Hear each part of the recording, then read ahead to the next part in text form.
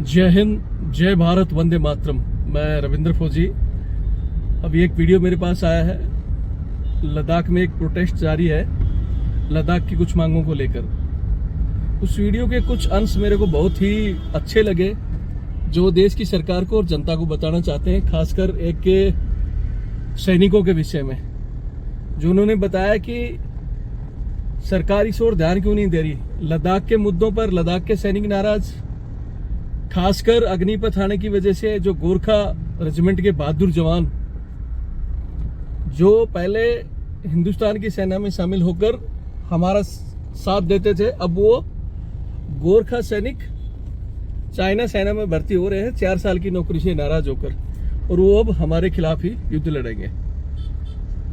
उसके अलावा किसान प्रोटेस्ट पर जो उन्होंने बात कही कि किसान प्रोटेस्ट चल रहा है, जिसमें पंजाब के सैनिक जो सिख रेजिमेंट में या पंजाब रेजिमेंट में हैं, उन पर भी कहीं ना कहीं असर पड़ेगा। तो इस वीडियो को देखें और शेयर जरूर करें। जय हिंद। नमस्कार जूले, ये आज मेरा चौथा दिन शुरू हो रहा है अनशन का, और खुले आसमान में तापमान यहाँ पर -16 के करीब था। आप देख रहे हैं ये जो गिलास पानी से भरा था ये पूरा जम गया है, और इस गिलास में तो एक विज्ञान का अनुसंधान हो गया है।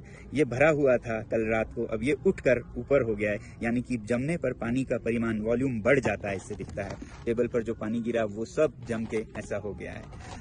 ऐसे में हम अनशन कर रहे हैं, मगर सबसे हैरानी मुझे ये है कि आज तक जो मेन स्ट्रीम मीडिया है भारत की, उसने इस आंदोलन का जो उथल पुथल इस सीमा पर हो रही है, इसका जरा भी जिक्र नहीं किया। सीमा पार से एक सीमा हैदर आती है तो उन पर सैकड़ों घंटे चर्चा होती है, मगर भारत, चीन और पाकिस्तान के सीमा पर लद्दाख, इस पर जीरो चर्चा है।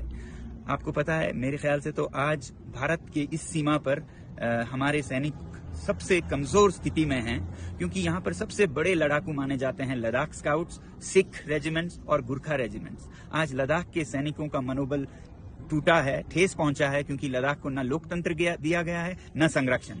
और दूसरी तरफ सिख सैनिकों का मनोबल भी कमजोर है, क्योंकि जो पंजाब में आंदोलन हो रहे हैं उसका असर उनपे भी पड़ता है। और गुरखा सैनिक तो अग्निवीर के चलते 4 साल को वो नकार रहे हैं, और वो अब उससे भी बुरा क्या हो रहा है कि चीन की सेना में भर्ती होने जा रहे हैं। तो वही सैनिक जो हमारे शक्ति थी, जिनके बारे में ये कहा जाता है कि अगर कोई कहे कि मुझे मरने से डर नहीं लगता, तो वो या तो झूठ बोल रहा है या वो गुरखा है। आज वही गुरखा चीन की तरफ से हमसे लड़ेंगे। तो ऐसा उथल पुथल हो रहा है, मगर हमारी मेन स्ट्रीम मीडिया जरा भी चर्चा नहीं कर रही है। मेरी आपसे विनती है कि आप एक मीडिया बने और इन वीडियोस को शेयर करें, और कहें इन हमारे भारत के मीडिया चैनल से, जो कि चौथी स्तंभ है, पिलर हैं डेमोक्रेसी के, कि वो अपना फर्ज निभाएं। मुझे नहीं समझ आता है वो रात को कैसे सोते होंगे इस तरह के दोगलापंथी में।